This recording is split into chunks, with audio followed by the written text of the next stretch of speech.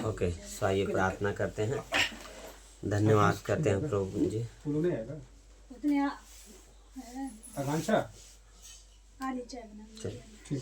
धन्यवाद करते हैं प्रभु परमेश्वर, धन्यवाद आज के इस दिन के लिए, इस समय के लिए पिता परमेश्वर।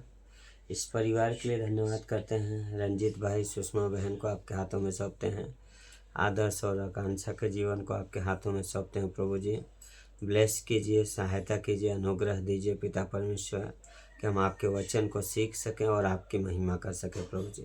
धन्यवाद करते, इस प्रार्थना को हम यीशु मसीह के नाम से करते हैं, आमीन। सो मत्ती का 7वें अध्याय से पढ़ेंगे। सो प्रार्थना के ऊपर, प्रार्थना के ऊपर, ठीक है। संडे को भी हम प्रार्थना के बारे में ही बात कर रहे थे। यस। सो कई बार एक मसीही के जीवन, विश्वासी के जीवन में ऐसा हो सकता है कि हम बहुत सारी चीज़ें कर रहे हों, है ना, लेकिन प्रार्थना कम करते हों, प्रार्थना बहुत कम हो जाए हमारे जीवन। और प्रार्थना ही वो चीज़ है जो हमारे जीवन में सामर्थ्य लेके आती है। 7वें अध्याय वचन से पढ़िए सिस्टर। 7वें अध्याय का 7 अध्याय का 7 वचन से। मांगोगे तो तुम्हें दिया जाएगा, ढूंढोगे तो तुम पाओगे, खटखटाओगे तो तुम्हारे लिए खोला जाएगा। हाँ। क्योंकि जो कोई मांगता है उसे मिलता है, और जो ढूंढता है वह पाता है, और जो खटखटाता है उसके लिए खोला जाएगा, है ना। सो कितना अद्भुत है कि यहाँ पे यीशु मसीह की शिक्षा है। तो क्या बोलना है, मांगोगे तो तुम्हें मिलेगा, ढूंढोगे तो पाओगे, खटखटाओगे तो तुम्हारे लिए खोला जाएगा, है ना। सो कई बार हम मांगते तो हैं, है ना, हर इंसान की ज़रूरत होती है और हमेशा लोग प्रार्थना करते हैं। लेकिन सवाल ये है कि जब हम प्रार्थना करते हैं तो हम क्या मांग रहे हैं।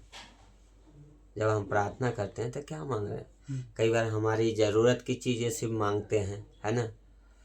यह सो ज़रूरी रहता है तो हम मांगते हैं, हम प्रार्थना करते हैं, है ना। तो हमें रियल में क्या मांगना है ना, वो चीज़ हमें समझना है। परमेश्वर की इच्छा क्या है, प्रार्थना का मतलब क्या है। हाँ बेटा रुको। सो प्रार्थना का मतलब क्या है ना। प्रार्थना का मतलब है कि मैं परमेश्वर की इच्छा को खोजूं, मैं परमेश्वर को जानूं और मैं परमेश्वर के करीब आ सकूं, है ना। तो प्रार्थना इसलिए है, जब यीशु मसीह ने क्या बोला कि तुम परमेश्वर के राज्य और उसकी धार्मिकता की खोज करो, 6वें अध्याय में, है ना। क्या बोले, परमेश्वर के राज्य और उसके धर्म की खोज करो तो तुम्हें सारी चीज़ें मिल जाएगा, है ना। तो हमें प्रार्थना में हमारी सिर्फ ज़रूरतें नहीं मांगना है, हमें प्रार्थना में परमेश्वर की महिमा मांगना, उसकी इच्छा क्या है। प्रभु आपकी इच्छा क्या है मेरे जीवन में, आपकी इच्छा क्या है मेरे परिवार के लिए। प्रभु मैं आपके वचन को पढ़ सकूं, उसके लिए मुझे समय मिल सके। परमेश्वर मैं आपके वचन को समझ सकूं, है ना। मेरे अंदर भूख दो, मेरे परिवार को सुरक्षित रखो, है ना। ये सारी चीज़ें हैं। तो नॉर्मली हम क्या है, सारी चीज़ें मांग ले जाते हैं, लेकिन परमेश्वर की जो मेन इच्छा है वो नहीं खोजते, है ना। तो प्रार्थना बहुत इम्पोर्टेंट है। प्रार्थना हमारे जीवन का वो पिलर है जो हमें परमेश्वर के करीब लेके आता है। तो एक विश्वासी के जीवन में 3 चीज़ें कम नहीं होना चाहिए। प्रार्थना का जीवन, है ना, हमें प्रार्थना करना चाहिए, वचन, है ना, हमें वचन पढ़ना चाहिए, और संगति, है ना।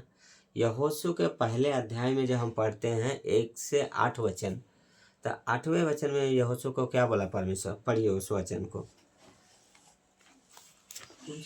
यहोशू पुराने नियम में, व्यवस्था विवरण के बाद यहोशू।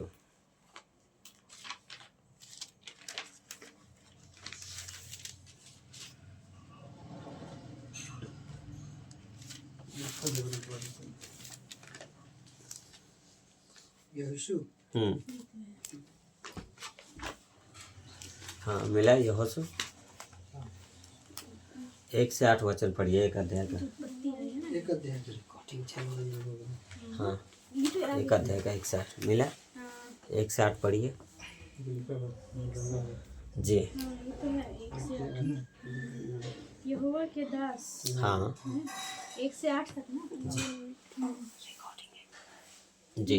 यहोवा के दास मूसा की मृत्यु के बाद यहोवा ने उसके सेवक यहोशू से जो नून का पुत्र था कहा, हाँ। मेरा दास मूसा मर गया है, इसलिए अब तू उठ, कमर बांध और इस सारी प्रजा समेत यरदन पार होकर उस देश को जा जिसमें मैं उनको अर्थात इस्राएल को देता हूँ। उस वचन के अनुसार जो मैं मूसा के से कहा, अर्थात जिस स्थान पर तुम पाँव धरोगे वह सब मैं तुम्हें दे देता हूँ। जंगल और उस लबालोन से लेकर फरात महानद तक और सूर्यास्त की ओर महासमुद्र तक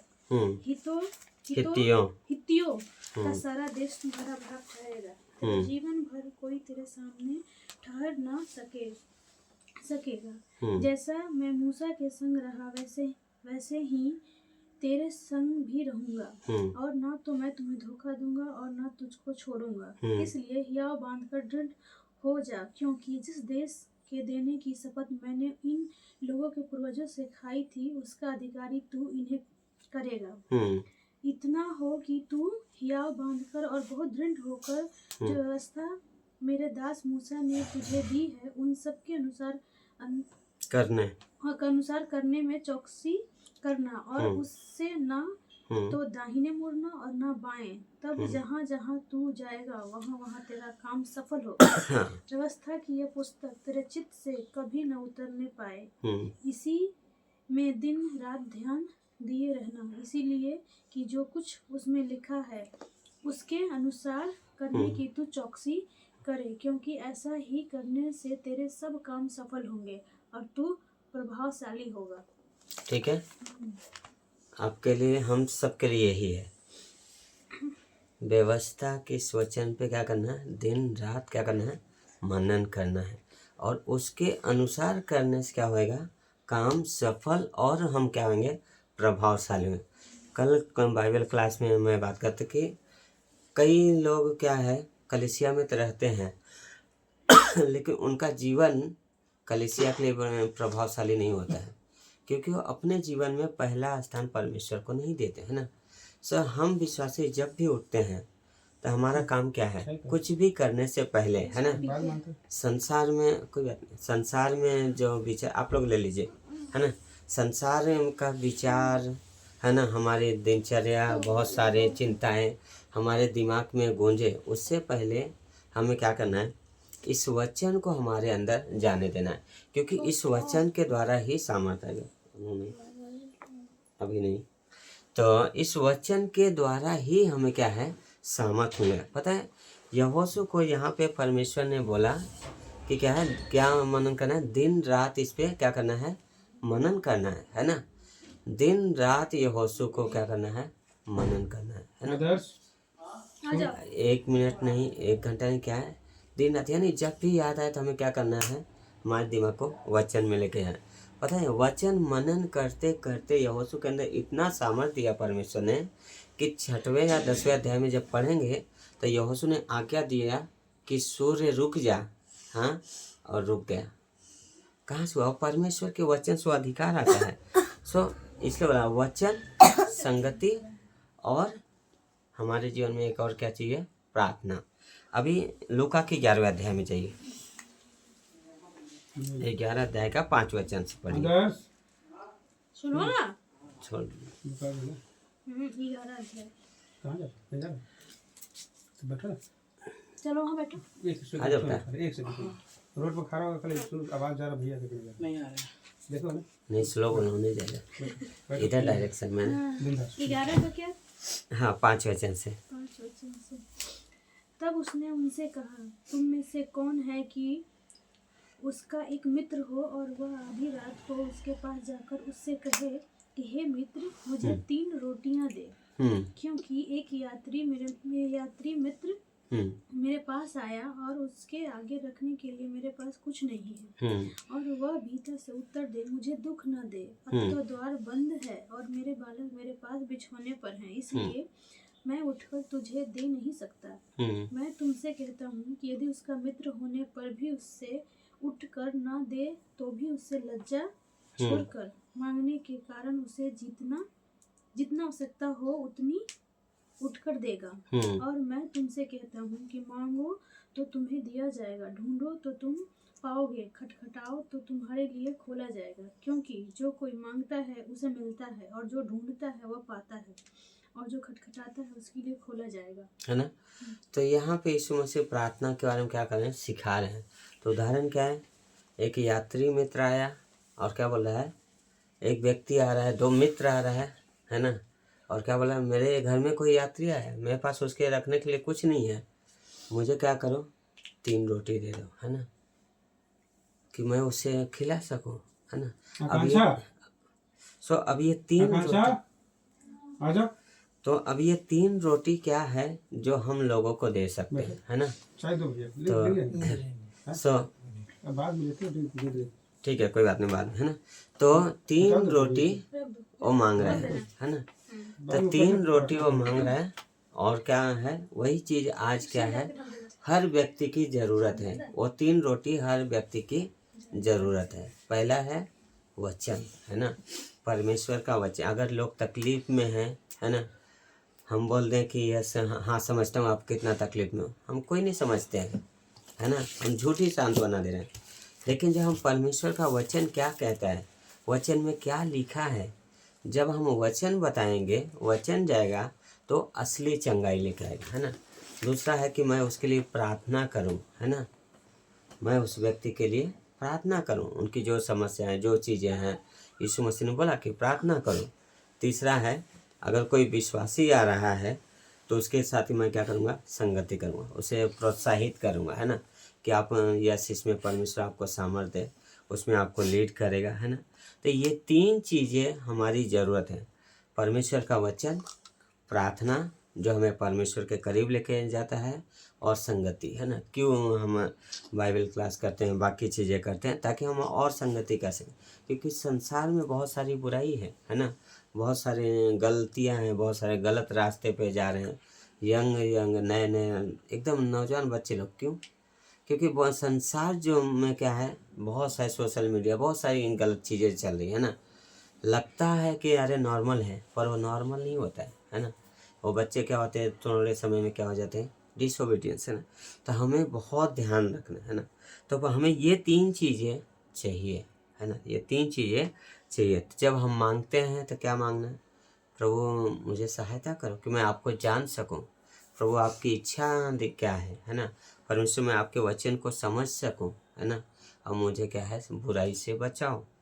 प्रभु की प्रार्थना में क्या है, हे हमारे पिता तू जो स्वर्ग में, तेरा नाम पवित्र माना जाए, है ना। प्रार्थना मतलब एक पैटर्न बताना कि किस तरीके से प्रार्थना करना है ना, वो है जरिया बताना किस तरीके से प्रार्थना करो, और उसकी महिमा के लिए करना है ना, जिसने हमें बनाया है। तो कई बार हम सब कुछ मांग लेते हैं, लेकिन हम उसको भूल जाते हैं, क्योंकि हम हमारी चिंताओं में और सारी चीज़ों में पड़े रहते हैं। तो वो चेता यहोशू को क्या बोला परमेश्वर, दिन रात यहोशू तुम्हें मनन करना है ना, दिन रात, है ना। तो कुछ नहीं याद है तो एक छोटा सा वचन जो भी याद आ रहा है, उस वचन को क्या करना है, हमें लेना है हर दिन। क्योंकि आप सुबह सो के उठो, 1-2 मिनट ही आपका ध्यान क्या, मन क्या है, शांत रहेगा, और उसके बाद क्या हो जाएगा, बहुत सारे दुनिया भर के विचार क्या है, चालू हो जाते हैं ना। तो कुछ और विचार आए, उससे पहले क्या है, मैं मेरे मन को, मेरे जीवन को क्या है, सही विचारों से भरना चाहूँगा, है ना। तो वो चीज़ कि यहोशू को परमेश्वर बोला इसके अनुसार करने की कोशिश करना, है ना। तो क्या, जैसा इसमें लिखा है वैसा करने की कोशिश करना, है ना। ना तो उससे दाहिने मुड़ना है, ना तो बाएं मुड़ना है ना। सो हमें जो वचन कह रहा है वो उस वचन के अनुसार चलना है ना, क्योंकि परमेश्वर का वचन है, ना कि हमारा वचन है ना। तो जब हम वैसा करते हैं तो परमेश्वर सुनता है, परमेश्वर हमें क्या है, चीज़ें देता है, और परमेश्वर प्रार्थनाओं को सुनता है ना। वचन के साथ उसके पास जाना, धन्यवाद देना, आराधना करना, है ना, वो चीज़ बहुत ज़रूरी। तो बोले जब मांगोगे तो तुम्हें दिया जाएगा, ढूंढोगे तो पाओगे, खटखटाओगे तो खोला जाएगा, है ना। जो मांगता है उसे दिया जाता है, जो ढूंढता है वो पाता है, जो खटखटाता है उसके लिए खोला जाता है। तो हम किससे मांगते हैं? हमारे पिता से मांगते हैं जो स्वर्ग में है। मत्ती के साथ में है। यस, मत्ती का साथ है ना।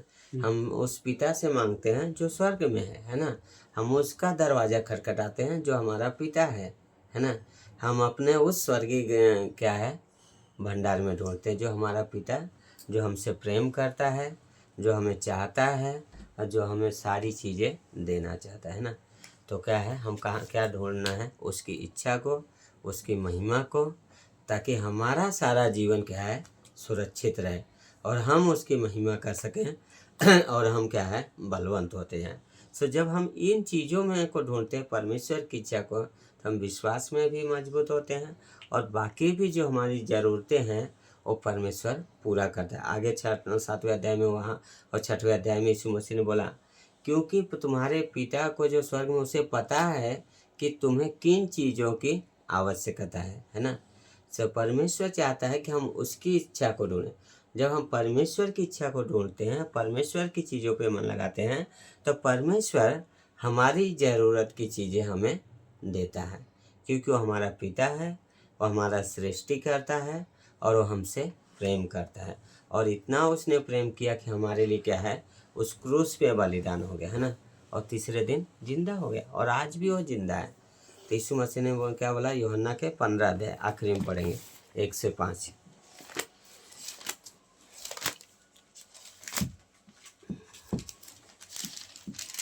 कुछ सवाल होगा आकांक्षा?